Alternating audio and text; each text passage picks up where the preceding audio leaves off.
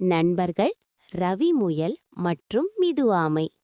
ஒரு அழகான காட்டில் ரவி முயல் மற்றும் மிது ஆமை நல்ல நண்பர்களா வாழ்ந்துகிட்டு இருந்தாங்க. ஒரு நாள் ரவி முயல் சொன்னது, நான் ரொம்ப வேகமா ஓடுவேன், இந்த காட்டில என்னை விட வேகமா யாருமே இல்ல. அப்போ மிதுவாமை சிரிச்சுக்கிட்டு சொன்னது, வேகம் மட்டுமல்ல ரவி, முயற்சியும் முக்கியம். அதுக்கப்புறம் இருவரும் ஒரு சின்ன ஓட்ட போட்டி வைக்க முடிவு பண்ணாங்க.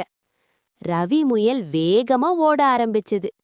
ஆமை இன்னும் வரலை, கொஞ்சம் தூங்கலாம்னு சொல்லி ஒரு மரத்தடியில் தூங்கிட்டது.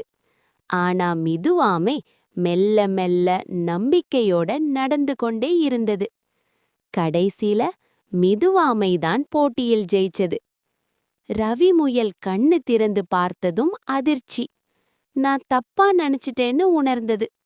கதையின் நல்ல கருத்து, வேகம் இல்லையென்றாலும் முயற்சியும் பொறுமையும் இருந்தா நிச்சயமா வெற்றி கிடைக்கும்.